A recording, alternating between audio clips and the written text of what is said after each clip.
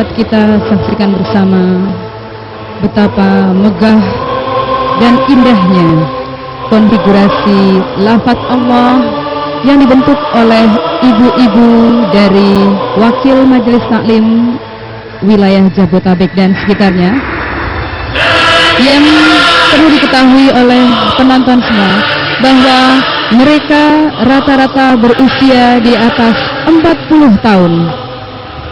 Dan kini kalimat yang diungkapkan pertama kali adalah La ilaha illallah, dengan bertauhid mengesahkan Tuhan yang agung. Lalu zikir menyebutkan nama Allah sebanyak 16 kali.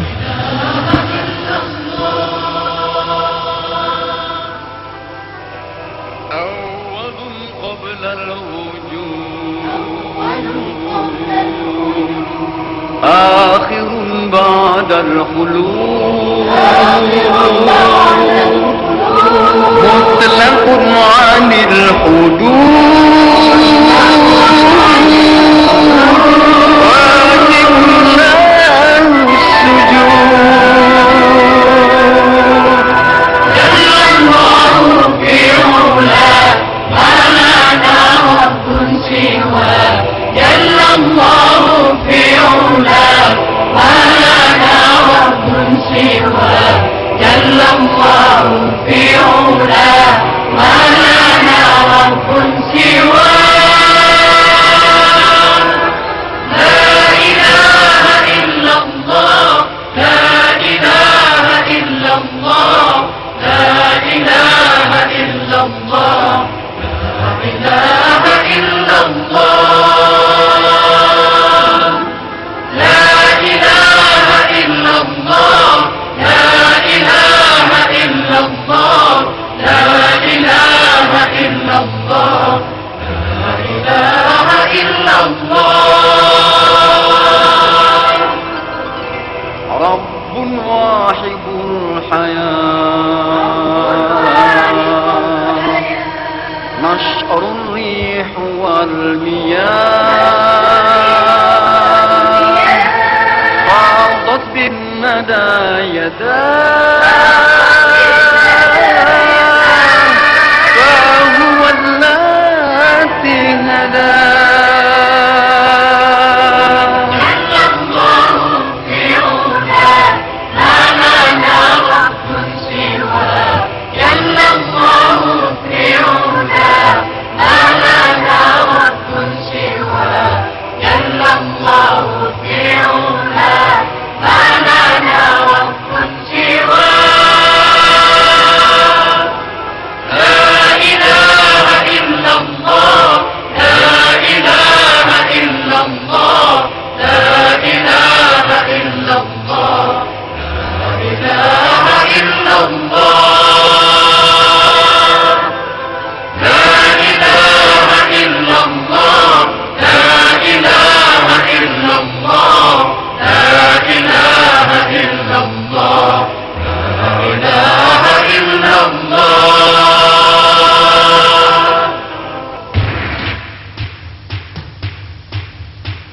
الله الله الله الله الله الله الله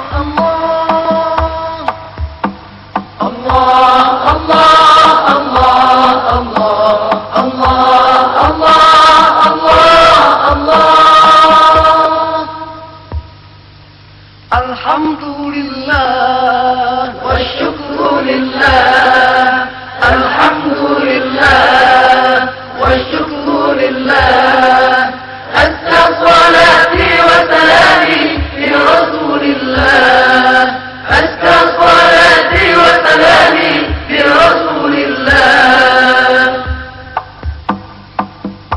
يا نور النبي يا نور النبي يا نور النبي يا نور النبي هذه الجلسة حضرها النبي هذه الجلسة حضرها النبي يا نور النبي يا نور النبي يا نور النبي يا نور النبي هذه الجلسة حضرها النبي هذه الجلسة حضرها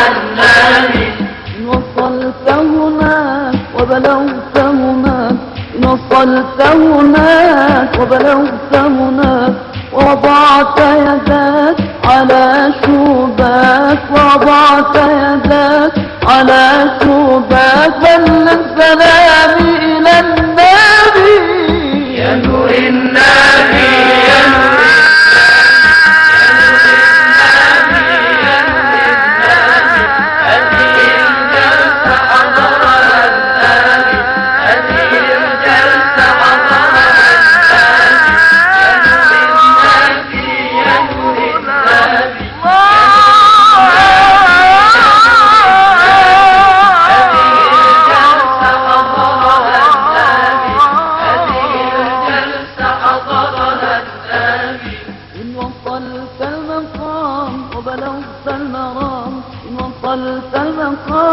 وبلغت المرام وقفت أمام خير الأنام وقفت أمام خير الأنام بلغ سلامي إلى النبي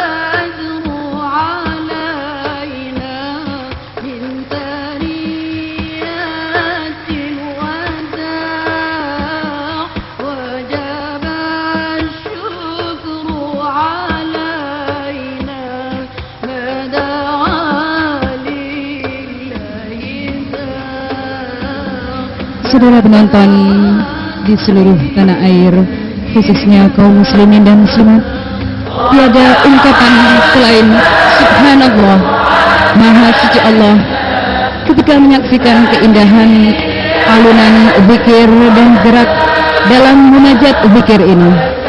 Tentunya saudara penonton di rumah dapat menangkap getar keagungan yang diliputi suasana yang penuh dengan kesakralan.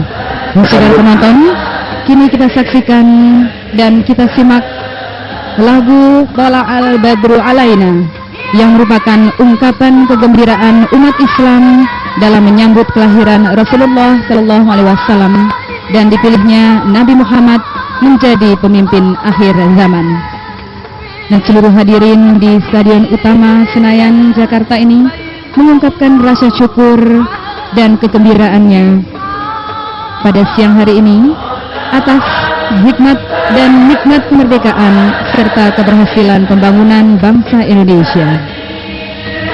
Dan rekan budi, kita saksikan di layar televisi sekarang para ibu-ibu dari anggota Majlis Taklim yang membentuk konfigurasi dengan lafaz Allah.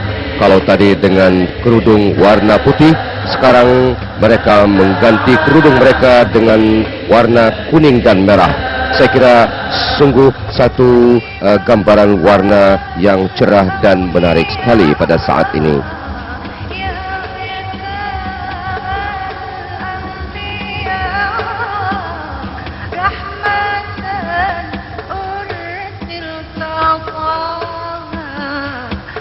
Dan saudara-saudara, salawat serta puji-pujian yang dikumandangkan ini dibawakan langsung oleh para qari dan qariah terkemuka di Indonesia.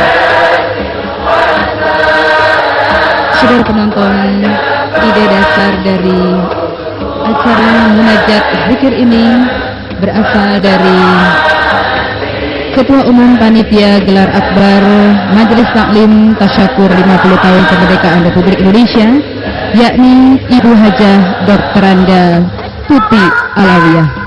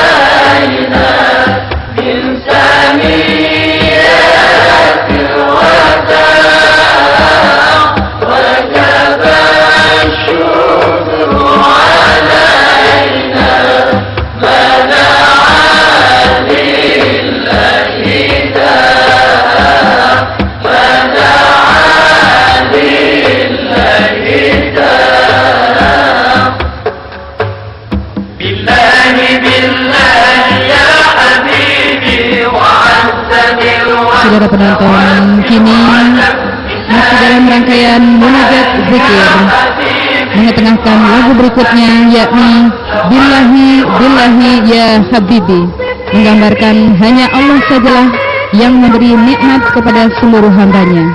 Hanya kepada Nabi Muhammad Sallallahu Alaihi Wasallam salawat dan salam dilimpahkan serta dipanjatkan agar mendapat syafaat pada hari akhir dan di padang mahsyar.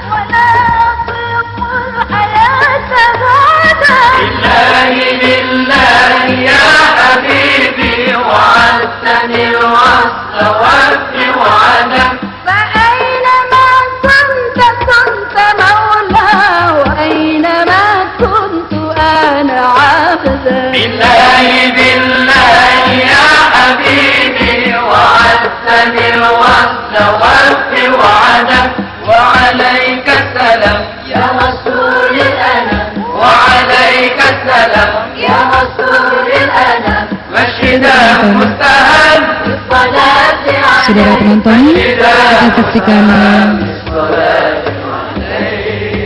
rangkaian acara munajat zikir ini akan ditutup dengan pembacaan sholawat badar yang sangat populer karena mengingatkan keberanian para pejuang muslim dalam perang Badar yang sangat tangguh.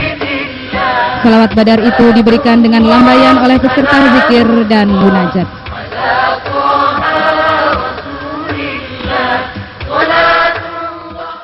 Selamat untuk Profesor Dailami yang sudah punya YouTube channel, namanya Dai Channel. Buat yang belum subscribe, silahkan subscribe, like, comment, and share. Dai Channel.